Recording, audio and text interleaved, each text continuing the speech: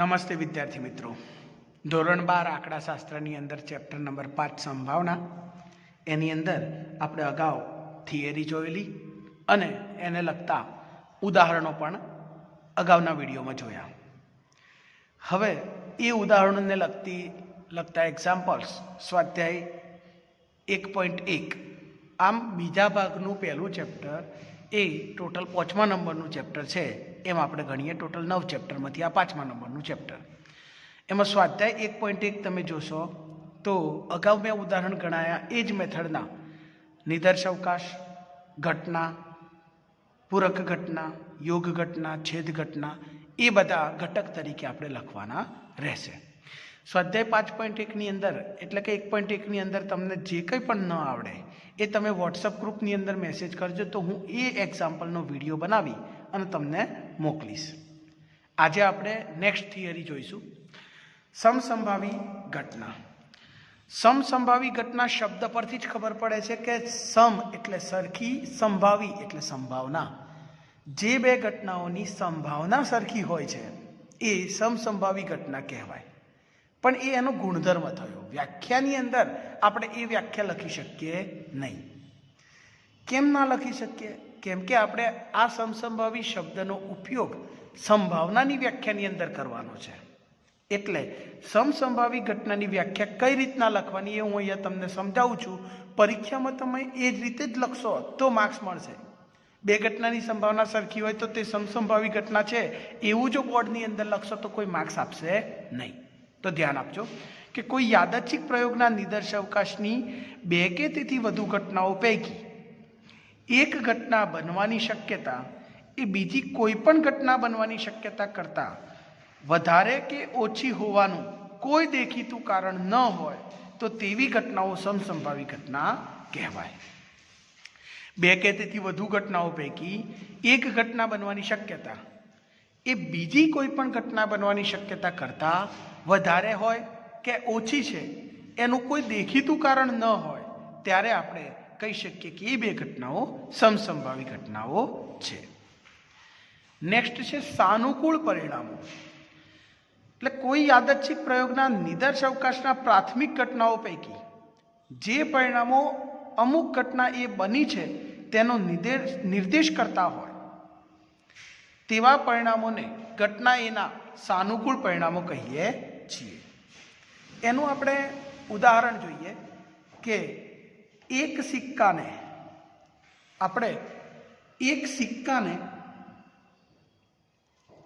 બે વાર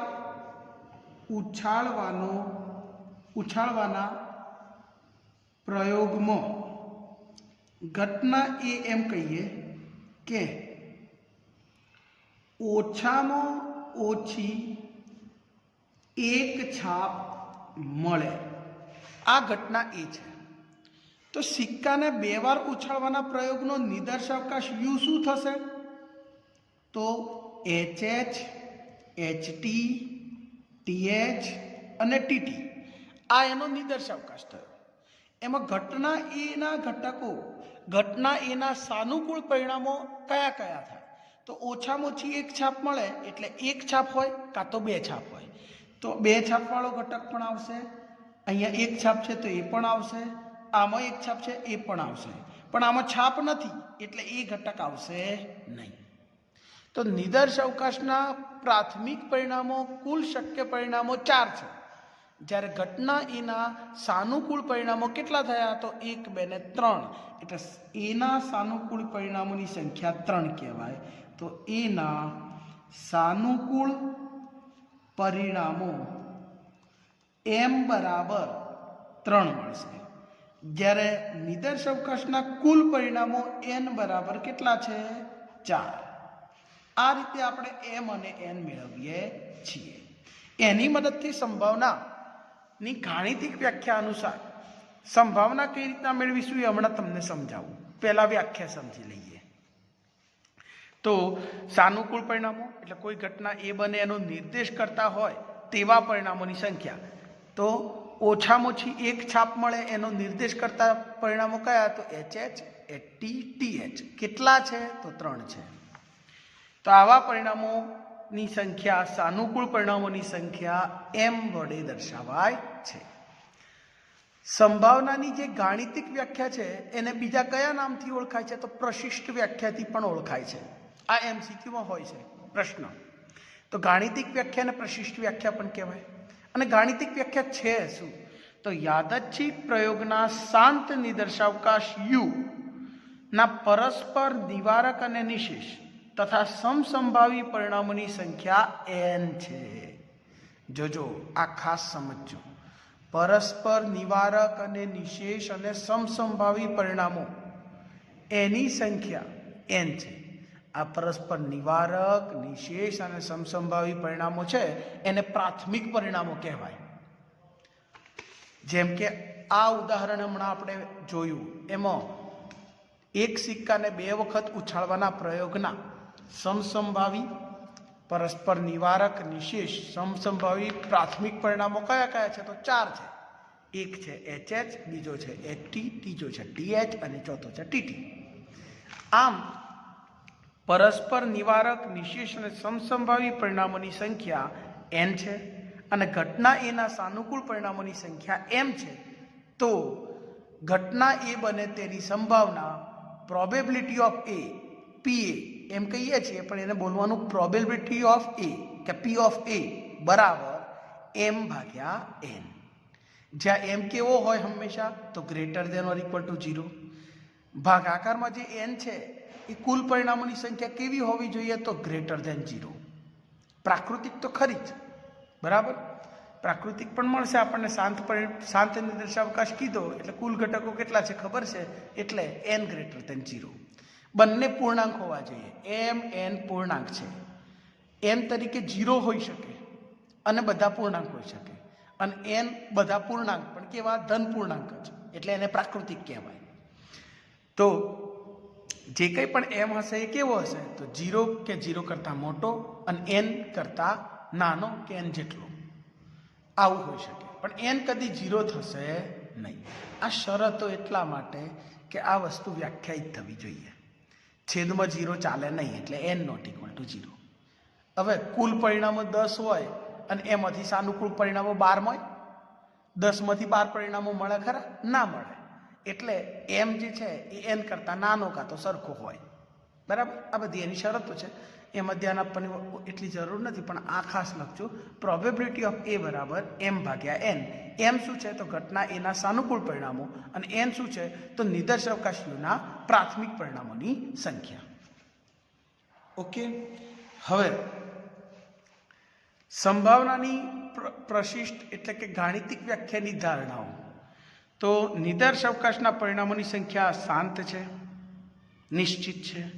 નિદર્શાવકાશના કુલ પરિણામોની સંખ્યા જાણીતી હોય એટલે કે જ્ઞાત છે, અને નિદર્શાવકાશના પરિણામો કેવા હોય? તો સમસંભાવી હોય. આ 3 એની ધારણાઓ છે. અલગથી પ્રશ્ન પૂછાય કે ગાણિતિક વ્યાખ્યાની ધારણા શું? તો એના પરિણામોની સંખ્યા શાંત છે, પરિણામોની સંખ્યા જાણીતી એટલે કે જ્ઞાત છે, અને પરિણામો કેવા છે? સમસંભાવી છે. મર્યાદા શું?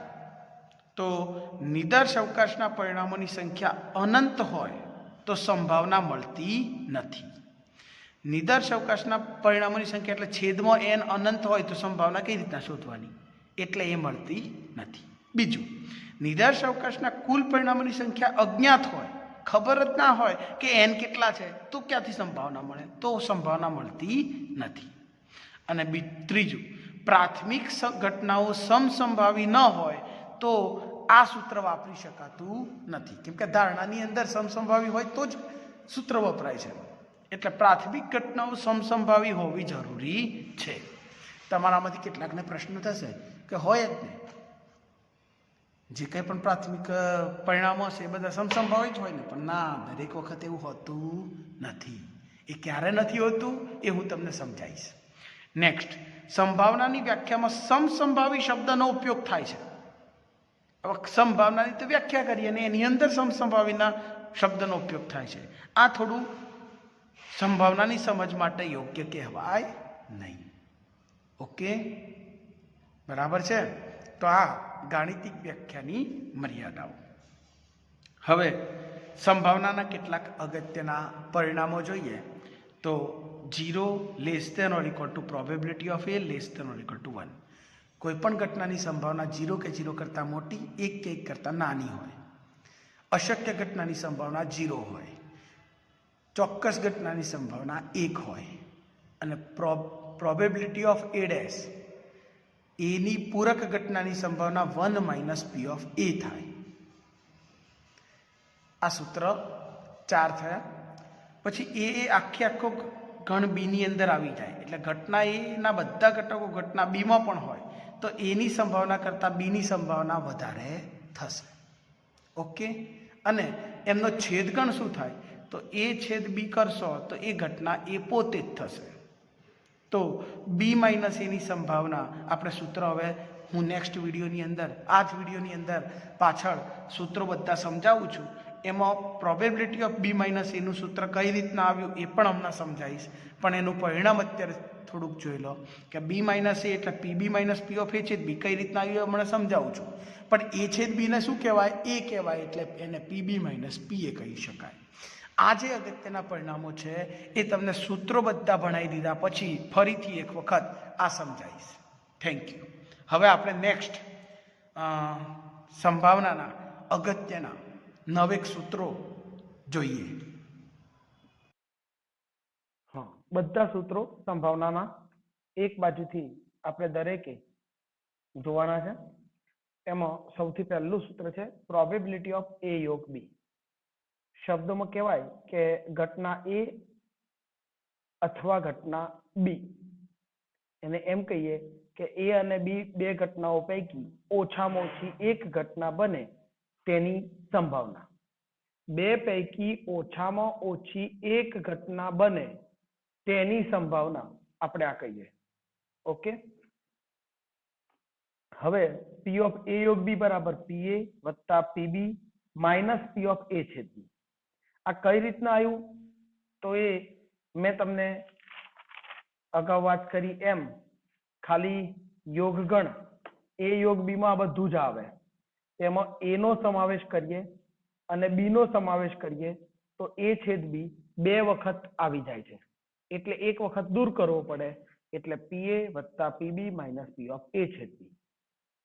નેક્સ્ટ પી ઓફ એ છેદ બી નું સૂત્ર તો પી એ વત્તા પીબી. હવે આ પ્લસ એ યોગ બી આ બાજુ આવે તો માઇનસ એ યોગ બી થાય અને આ માઇનસ એ છેદ બી પેલી બાજુ જાય તો પ્લસ એ છેદ બી થાય. એટલે આ બંને સૂત્રો આ રીતે આપણે કહી શકીએ. નેક્સ્ટ છે એ યોગ બી યોગ સી. ત્રણ ગણના પૈકી એટલે કે ત્રણ ઘટનાઓ એ બી સી પૈકી ઓછામાં ઓછી એક ઘટના બને. ત્રણ પૈકી ઓછામાં ઓછી એક ઘટના બને એને કેમ કેમ લખાશે તો આપણે વેન આકૃતિની અંદર સમજીએ. તો આ ઘટના એ, આ ઘટના બી, આ ઘટના સી. એ બી સી સમજો કે પીએ વત્તા પીબી વત્તા પીસી. તો પીએ લીધો આપણે, પીબી એક વખત લીધો, પીસી એક વખત લીધો. પણ એમાં થયું શું તો આ જે છેદગણ છે જે અગાઉ આપણે જોતા હતા એમ એ છેદ બી બે વખત આવતું હતું. એમાંય આવતું હતું ને બી માંય આવતું હતું. એટલે એક વખત એ છેદ બાદ કરીએ. એ રીતના બી છેદ સી એક વખત બાદ કરવો પડે. એ રીતના એ છેદ સી પણ બે વખત આવે છે તો એક વખત બાદ કરો. એટલે માઇનસ એ છેદ બી માઇનસ બી છેદ સી માઇનસ એ છેદ. પણ આવું કરવાથી થયું શું તો આ જે ત્રણ ની અંદર આવેલો ભાગ છે આ એ છેદ બી છેદ સી વાળો એ એ માં લેવાયો, બી માં લેવાયો, સી માં લેવાયો એટલે ત્રણ વખત લેવાયો. પણ એ છેદ બી માં દૂર થયો, બી છેદ સી માં એ દૂર થયો અને સી છેદ એ માં એ દૂર થયો. એટલે એ જે ઘટક હતા એ ત્રણ વખત ગણતરીમાં લેવાયા અને ત્રણે વખત કાઢી નાખ્યા. એટલે એ તો એક વખત નથી રહ્યું એટલે એને આપણે એક વખત ઉમેરવો પડે એટલે વત્તા પી ઓફ એ છેદ બી છેદ સી. નેક્સ્ટ છે પી ઓફ એ ડેશ.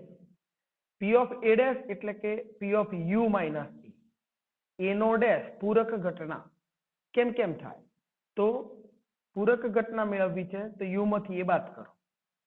એને આપણે 1 માઇનસ પી ઓફ એ વડે પણ દર્શાવીએ છીએ. 1 માઇનસ પી ઓફ એ. હવે પી ઓફ એ માઇનસ બી તફાવત ઘટના એ અને બી પૈકી ફક્ત ઘટના એ બને છે. એ અને બી પૈકી ફક્ત ઘટના એ બને છે એને પી ઓફ એ માઇનસ બી કહેવાય, એને એ છેદ બી ડેશ પણ કહેવાય. એ બને છે, બી બનતી નથી. એ બને છે અને બી બનતી નથી. એટલે એ બી પૈકી ફક્ત એ ઘટના બને છે એમ કહેવાય. એની સંભાવના પી એ માઇનસ પી ઓફ એ છે. કઈ રીતના આવ્યું? તો એ માઇનસ બી એટલે આટલો ભાગ, આ ચંદ્રવાળો ભાગ. એટલે આખા એને આપણે ગણતરીમાં લીધો, તેમાં છેદગણ વધારાનો આવી ગયો અને દૂર કરી દો તો પી એ માઇનસ પી ઓફ એ છેદ બી.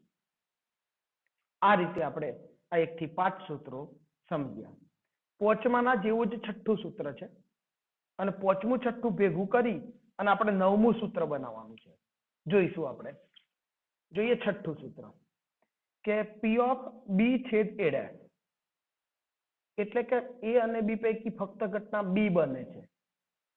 બે પૈકી એક બને પણ કઈ બને? બી ઘટના બને છે એવું સ્પષ્ટ કર્યું હોય એટલે કે બી માઇનસ એ. તો એને એમ જ કરાય, પી ઓફ બી માઇનસ છેદગણ દૂર કરો એટલે પી ઓફ એ છેદ બી. તો P of B minus P of A છેદ બી એટલે કે બી ની સંભાવનામાંથી બંને ઘટનાઓ સાથે બને એ છેદ બી ની સંભાવના બાદ કરો એટલે બે પૈકી ફક્ત ઘટના બી બને એની સંભાવના આપણને મળે. હવે 7મો નંબર શું કે છે? એ ડેશ છેદ બી ડેશ, એટલે કે એ અને બી બે ઘટનાઓ પૈકી એ પણ નથી બનતી અને બી પણ નથી બનતી. એટલે એક પણ ઘટના બનતી નથી. બે પૈકી કોઈ જ બનતી નથી. એટલે એ પણ નથી બનતી અને બી પણ નથી બનતી. તો એને કેમ કેમ લખાય? તો આ ડમર્ગનનો નિયમ તમે 9મામાં ભણ્યા હશો. છેદ દૂર કરીને યોગ કરી દેવાનો અને આખા કૌંસનો ડેશ કરી દેવાનો. એટલે આ એ ડેશ બી ડેશ નો ખાલી એ બી કરો અને છેદનો યોગ કરો, આખા કૌંસની બહાર ડેશ. પણ કૌંસનો ડેશ એટલે 1 માઇનસ કૌંસ. યાદ હોય તો ચોથા નંબરનું. એ નો ડેશ એટલે 1 માઇનસ પી એ. હવે અહીંયા એ ની જગ્યાએ કૌંસ હોય તો કૌંસનો ડેશ બરાબર 1 માઇનસ પી કૌંસ. તો અહીંયા એ યોગ બી એટલે કે આ કૌંસનો ડેશ એટલે 1 માઇનસ પી ઓફ કૌંસ. કૌંસમાં શું હતું? એ યોગ બી. સેમ ટુ સેમ 8મું સૂત્ર એવું જ છે. એ નથી બનતી અથવા બી નથી બનતી. બરાબર? એટલે એમાં બે શક્યતા. એ ન બને એવા બધા ઘટકો પણ આવશે, બી ન બને એવા બધા ઘટકો પણ આવશે અને બંને સાથે ન બને એવા બધા ઘટકો પણ આવશે. તો એને આપણે એ યોગ બી આખાનો આ એ ડેશ યોગ બી ડેશ છે તો યોગનું છેદ કરી અને એ બી એમને એમ રાખો. એ બી યોગનો છેદ આખા કૌંસનો ડેશ. કૌંસના ડેશનું 1 માઇનસ પી કૌંસ એમ કહેવાય. કૌંસમાં એ છેદ બી હતા એટલે 1 માઇનસ પી કૌંસમાં એ છેદ બી. ઓકે? તો આ 8 સૂત્રો થયા. અને 9મું સૂત્ર, બે ઘટનાઓ એ અને બી પૈકી ફક્ત એક જ ઘટના બને. ફક્ત એક જ ઘટના બને, બરાબર એક ઘટના બને. એમાં શું? કઈ બને એ સ્પષ્ટ નથી. કઈ બને એ સ્પષ્ટ નથી એટલે આપણે 5મા નંબરમાં ફક્ત ઘટના એ બને એ લખ્યું, છઠ્ઠામાં ફક્ત ઘટના બી બને એ લખ્યું.